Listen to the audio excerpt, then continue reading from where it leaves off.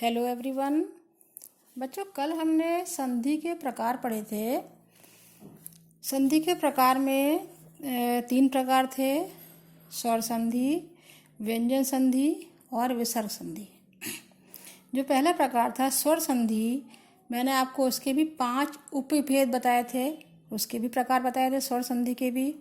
वो थे आपके दीर्घ संधि, गुण संधि, वृद्धि संधि, यण संधि और अयादि संधि।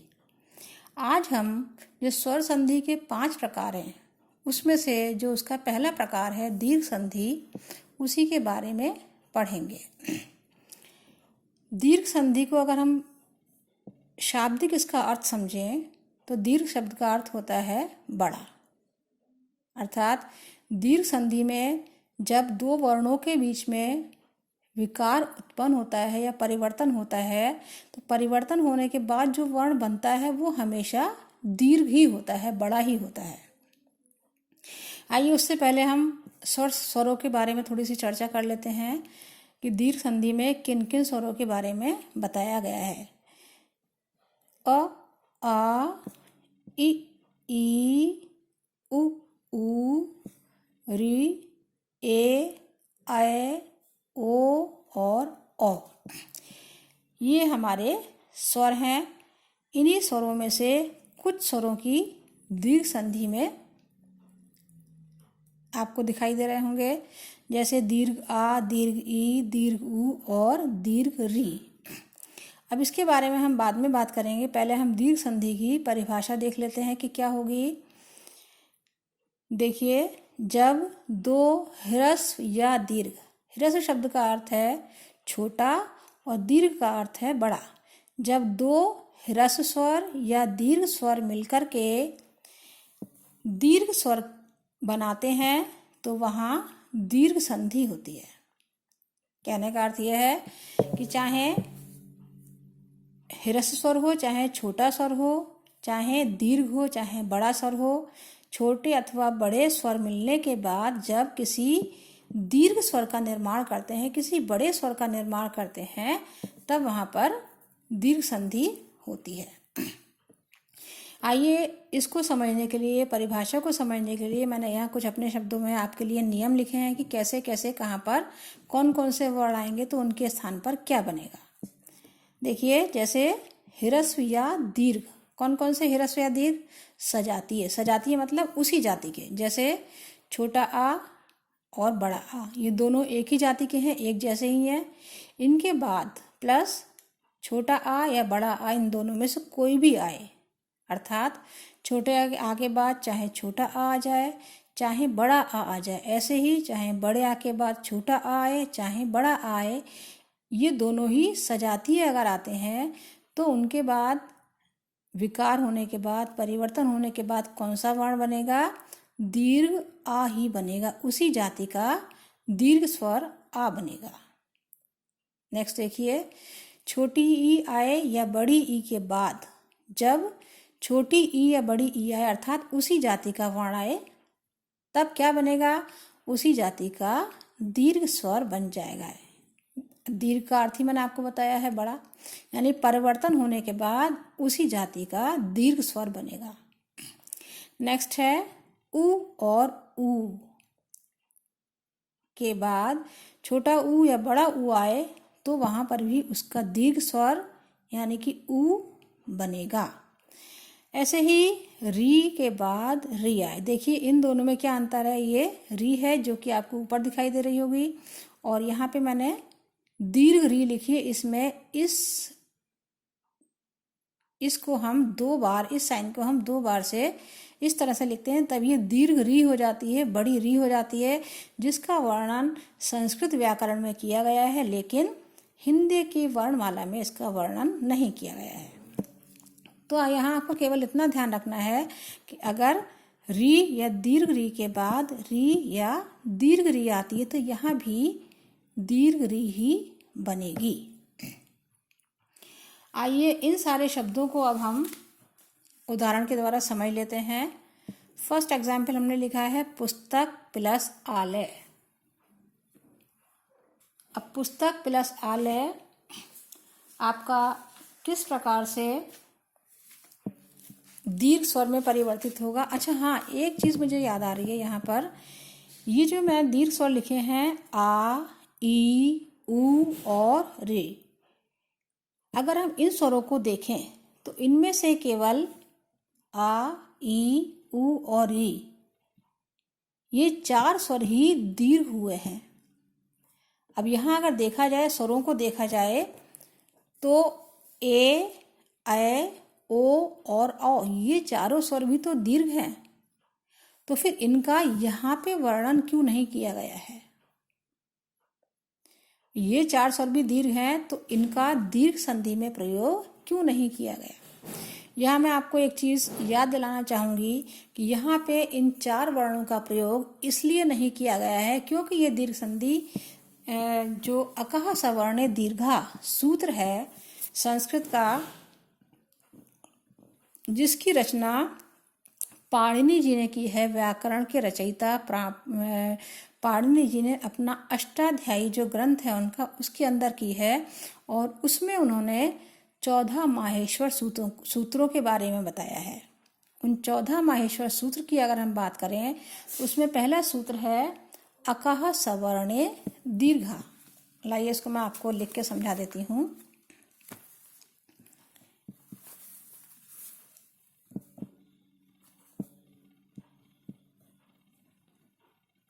अकह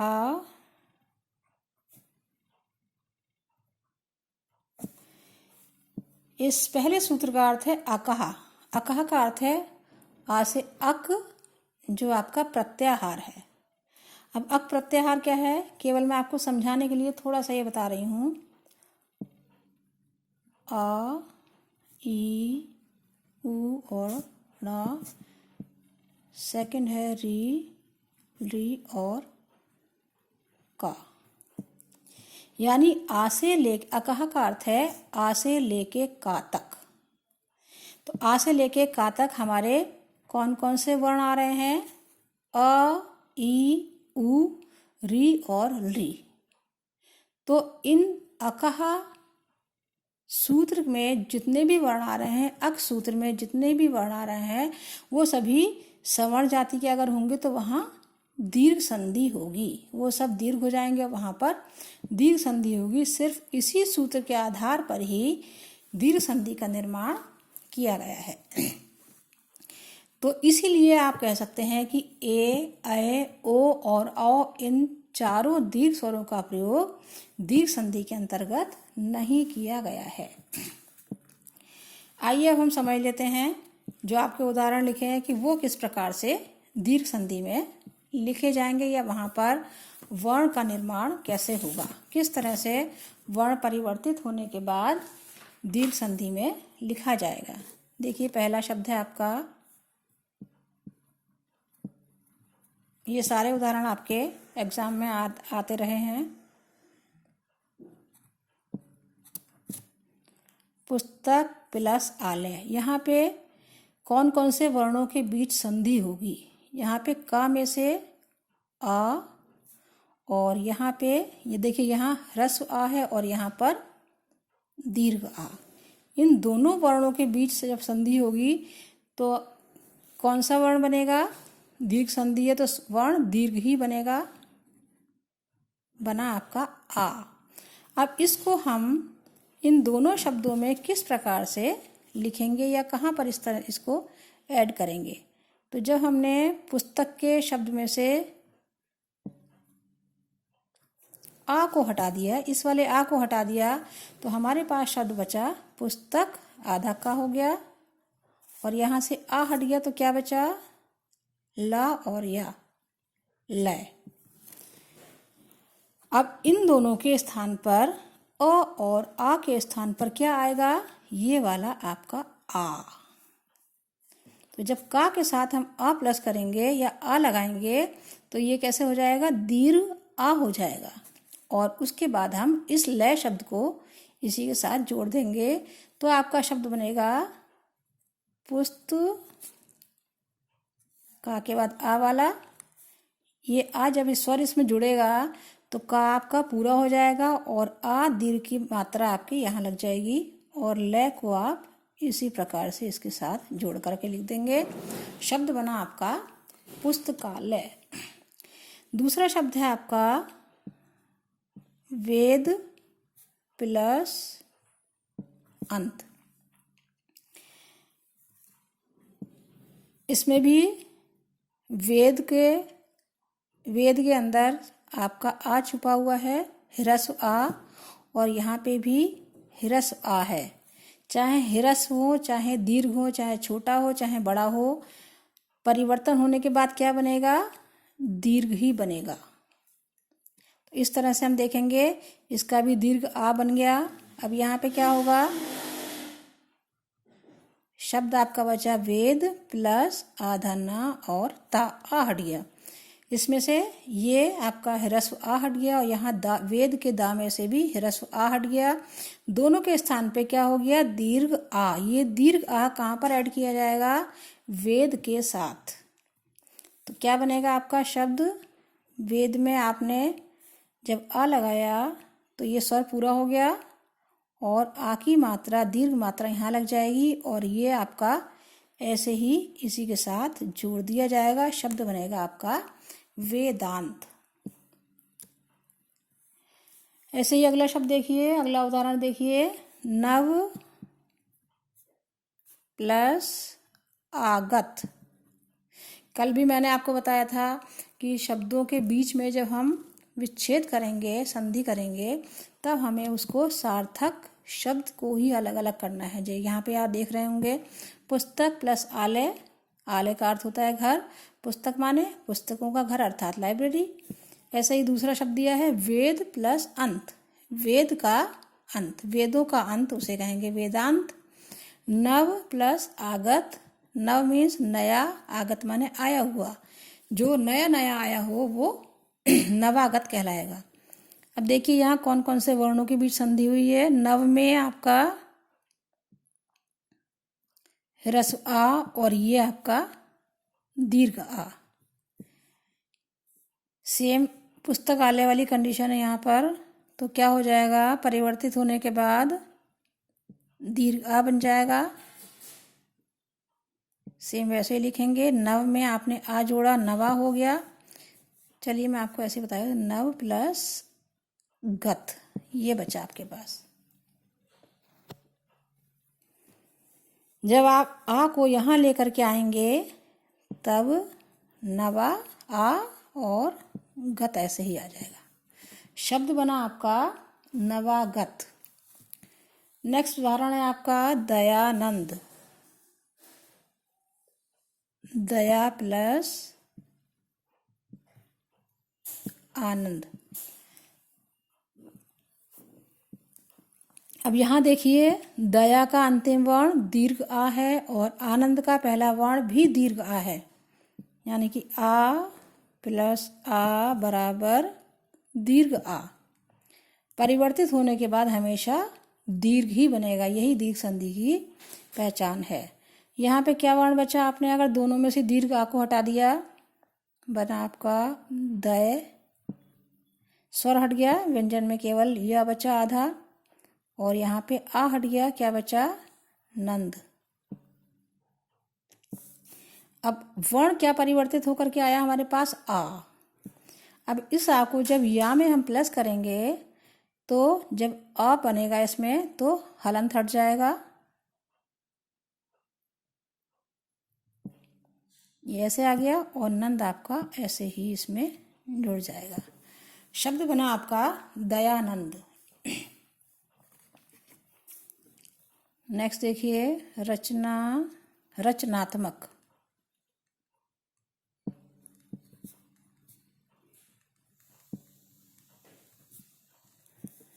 रचना प्लस आत्मक बराबर रचनात्मक।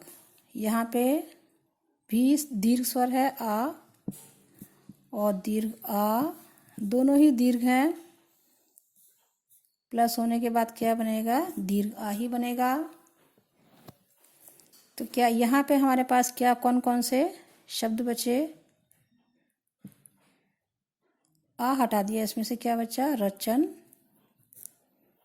हलन सहित, और यहाँ पे आधा त और मक। अब जो दीर्घ आ है इसे हमें इसमें जोड़ना है। ये वर्ण परिवर्तित होकर के हमारे पास क्या आया? दीर्घ आ। अब इसको इसमें जोड़ेंगे तो क्या बनेगा? रचनात्मक,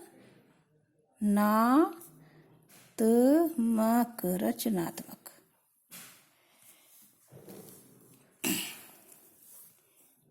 अब देखिए कुछ थोड़े से अलग उदाहरण ले लेते हैं। इन सभी में आपने देखा होगा ह्रस्व आ या दीर्घ आ का ही प्रयोग किया गया है। और हम देखते हैं अगला उदाहरण, कपि प्लस ईश। यहाँ पे अंतिम वर्ण है, आपकी अंतिम ध्वनि है ई, छोटी ई, और इसकी पहली ध्वनि है बड़ी ई। प्लस होकर के क्या बनेगी? कौन सी ध्वनि बनेगी? कौन सा विकार होने के बाद कौन सा स्वर बनेगा? दीर्घ बनेगा, यानी कि दीर्घ ई बनेगा। यही आपने लिखा था कि अगर सजातीय दो ह्रस्व या दीर्घ स्वर मिलते हैं तो मिलने के बाद अगर वो दीर्घ स्वर का निर्माण करते हैं तो वहाँ पे दीर्घ संधि होती है। ये सभी दीर्घ हैं, इसलिए ये भी आपकी दीर्घ होगी। देखिए कैसे, कपि में से हमने ई हटा दिया, बचा आपके पास कप। यहाँ ई हटा दिया, बचा आपके पास श। कप प्लस श। अब हमें इन दोनों के बीच में किसको जोड़ना है? ई को। तो जब ई स्वर हम इसमें प्लस करेंगे तो ये पूरा हो गया और बड़ी की यहाँ पे मात्रा लग जाएगी और शा आपका ऐसे ही ऐड हो जाएगा, शब्द बन जाएगा कपीश। कपि प्लस ईश बराबर कपीश। ऐसा ही एक अलग उदाहरण देखते हैं, भानु प्लस उदय। शब्द क्या बनेगा? भानुदय। कैसे बनेगा? छोटा ऊ, कौन कौन से वर्णों के बीच संधि होगी? छोटा ऊ प्लस छोटा ऊ बराबर बड़ा ऊ, दीर्घ ऊ हो गया। अब यहाँ देखिए क्या बचा? भानु में से हमने छोटा ऊ हटा दिया, बचा आपका भान। स्वर हट गया, केवल व्यंजन बचा है। और यहाँ ऊ हट गया, क्या बचा? द और या। भान प्लस दया बचा, दय बचा। अब ऊ प्लस ऊ दोनों के स्थान पे कौन सा वर्ण आएगा? दीर्घ ऊ। भान में जब हमने ऊ जोड़ा, भानु, और दय आपका ऐसी हो जाएगा, शब्द बना भानुदय। इसके बाद देखिए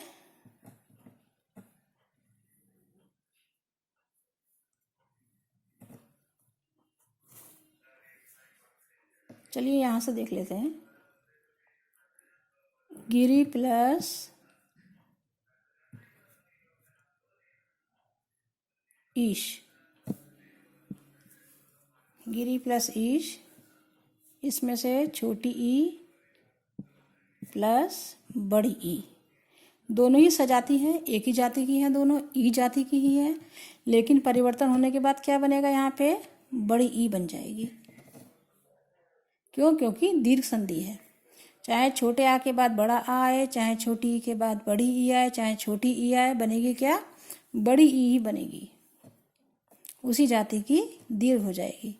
देखिए कैसे, यहाँ क्या बचा? गिर, यहाँ पे शा। अब यहाँ पे हम ये वाला वर्ण परिवर्तित होकर के आया है, विकार होकर के ये वर्ण आया है ई, दीर्घ ई। इसे जब हम जोड़ेंगे तो क्या बनेगा? गिर में ई जोड़ी तो ये स्वर दीर्घ हो गया, पूरा हो गया पहले, उसके बाद बड़ी ई की मात्रा लग गई और शा इसी में आके मिल गया, शब्द बना आपका गिरीश। आगे देखिए, शिक्षा प्लस अर्थी।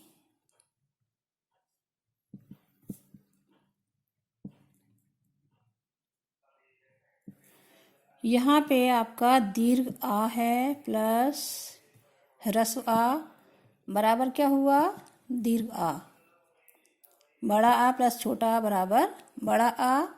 यहाँ क्या शब्द बचेगा आपके पास, शिक्ष प्लस रथी।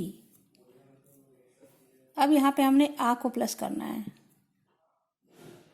ये पूरा हो गया, आ का, आ की मात्रा आ गई, रथी आपका ऐसे बन गया, शिक्षार्थी। ये आपका शब्द बना। आगे देखिए, महात्मा। महात्मा जो शब्द है उसका विच्छेद होगा महा प्लस आत्मा। यहाँ दोनों ही दीर्घ हैं, आ प्लस आ बराबर आ, दीर्घ आ बनेगा। अब यह इस शब्द में से दीर्घ आ हटाने के बाद क्या बचा, मह प्लस आधाता और मां। अब इसको जब हम यहाँ पे प्लस करेंगे दीर्घ आ को, तब शब्द कैसे लिखा जाएगा, ये पूरा हो गया आ, ये आ गया आपका उत्तमा, महात्मा। ये आपका शब्द बना। अब ये तो उदाहरण आपने देखे, अ, ई, दीर्घ आ के, दीर्घ ई के और दीर्घ ऊ के। ऊ का कोई उदाहरण इसमें है, ऊ का नहीं है, लाइए भानुदय, ये है आपका दीर्घ ऊ का। अब आपके पास बचा केवल री का उदाहरण। ये भी मैं आपको एक बता देती हूँ जिससे आपको समझना आसान हो जाएगा। देखिए इसमें लिखा है एक उदाहरण आपका, पितृ प्लस ऋण। इसका अर्थ है पिता का ऋण। अब यहाँ इसको आप बहुत ध्यान से देखेंगे, यहाँ पे क्या है, री, हिरसुरी, हिरसुरी, छोटी री और री प्लस री मिलकर के क्या बनेगी, दीर्घ री। दीर्घ री को लिखने के लिए हम इस चीज़ को दो बार से इस तरह से करते हैं। इसका अर्थ है ये री दीर्घ है, तो यहाँ पर दीर्घ री बनेगा। अब देखिए यहाँ क्या बचा, पित्त बचा, री हट गया, यहाँ पे ड़ा बचा, केवल ला बचा है। अब इस दीर्घ री को हम कहाँ लिखेंगे, ता के बाद इसे प्लस करेंगे, शब्द आपका कैसे बनेगा, ता पूरा हो गया और डबल री, इस तरह से यह होगा दीर्घ री, पितृण। ये आपका शब्द बन गया पितृण। ऐसे एक शब्द आपने पढ़ा होगा, मातृण, माता का ऋण। आइए इसको भी देख लेते हैं, मातृ प्लस ऋण। यहाँ पे भी सेम स्थिति है आपकी, री प्लस री बराबर ऋर। ये दीर्घ है। इस दीर्घ री को और ह्रस्व री को आपको बहुत ध्यान से देखना है और लिखना है। यहाँ क्या बचा, मात प्लस ड़ा बचा, क्योंकि यहाँ से ये री हट गया, ड़ा बचा, यहाँ से ये री हट गया तो मात बचा। अब ये दीर्घ री बन करके कैसे लिखा जाएगा, इतना पूरा हो गया और दीर्घ री मातृण, माता का ऋण। इस तरह से जो मैंने आपको इसमें लिख करके दिए हैं सारे उदाहरण आपके इसमें कंप्लीट हो गए। इसको आप एक बार चेक कर सकते हैं। छोटे आ के बाद पहले वाले में क्या आया है, पहले उदाहरण में छोटे आ के बाद बड़ा आ। देखिए छोटे आ के बाद अगर बड़ा आ आता है तो उसका बड़ा आ ही होगा, बड़ा आ हो करके यहाँ क्या बन गया, पुस्तकालय। सेकंड है वेद प्लस अंत। छोटे आ के बाद छोटा आ आया है, दोनों को मिला करके क्या हुआ है, दीर्घ आ। छोटे आ के बाद छोटा आ भी दीर्घ आ ही बनेगा, शब्द बना आपका वेदांत। थर्ड है आपका नव प्लस आगत बराबर नवागत। छोटा आ प्लस बड़ा आ बराबर बड़ा आ, ये आपका यहाँ दिखाई दे रहा है, आ नवागत। नेक्स्ट देखिए दया प्लस आनंद बराबर दयानंद। दीर्घ आ प्लस दीर्घ आ, दीर्घ आ प्लस दीर्घ आ बराबर दीर्घ आ। तभी यहाँ पर या बड़ा हो गया है, या के साथ आ जुड़ गया, दयानंद। फिर है आपका रचना प्लस आत्मक बराबर रचनात्मक। यहाँ पे भी सेम स्थिति है। यहाँ पे दीर्घ आ प्लस दीर्घ आ बराबर दीर्घ आ, ये वाली स्थिति है, आ प्लस आ बराबर दीर्घ आ। फिर है आपका कपि प्लस ईश बराबर कपीश। यहाँ देखिए छोटी ई प्लस बड़ी ई बराबर बड़ी ई, छोटी ई प्लस बड़ी ई बराबर बड़ी ई ही बनेगी, इसलिए यह हुआ कपीश। नेक्स्ट है आपका भानु प्लस उदय, छोटा ऊ प्लस छोटा ऊ बराबर बड़ा ऊ। देखिए छोटा ऊ के बाद छोटा ऊ आएगा तो बड़ा ऊ हो जाएगा, दीर्घ ऊ हो जाएगा। शब्द बना आपका भानुदय। आगे है आपका गिरी प्लस ईश, छोटी ई प्लस बड़ी ई, क्या बनेगी, बड़ी ई। छोटी ई प्लस बड़ी ई बराबर बड़ी ई। शब्द क्या बना आपका, गिरीश, बड़ी ई बन करके गिरीश। ऐसे ही नेक्स्ट देखिए शिक्षा प्लस अर्थी, दीर्घ आ प्लस ह्रस्व आ बराबर दीर्घ आ, बड़ा आ प्लस छोटा आ बराबर बड़ा आ। शब्द बना आपका दीर्घ होने के बाद शिक्षार्थी। आगे है आपका महात्मा, इसका विच्छेद किया, महा प्लस आत्मा, दीर्घ आ बराबर दीर्घ आ। बड़े आ के बाद बड़ा आया, वो भी बड़ा ही बनेगा। शब्द बन गया आपका महात्मा, आ गया दीर्घ आ। नेक्स्ट है आपका पितृण, पितृ प्लस ऋण बराबर, यहाँ दीर्घ ऋण बन गई, हो गया आपका पितृण, पिता का ऋण। और लास्ट है आपका मातृण, मातृ प्लस ऋण, ऋण प्लस री बराबर ऋण, दीर्घ री।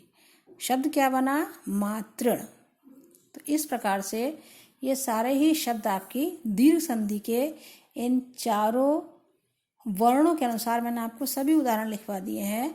इसके अतिरिक्त आपको अगर किसी भी बुक में या कहीं पर भी आपको कोई भी उदाहरण लिखता है तो आप मिलता है तो आप इस उदाहरण को भी इसी के साथ ऐड करते जाइए और उसको अपने पास नोट करते जाइए, जिससे जब आपके एग्ज़ाम होंगे तो आपको इन सभी को समझना इजी हो जाएगा। तो बच्चों आज मैं आपको इतना ही पढ़ाऊँगी दीर्घ संधि। नेक्स्ट आपकी कल होगी दीर्घ संधि के बाद गुण संधि, उसके बारे में हम कल चर्चा करेंगे। तब तक के लिए हंसते रहिए, मुस्कुराते रहिए।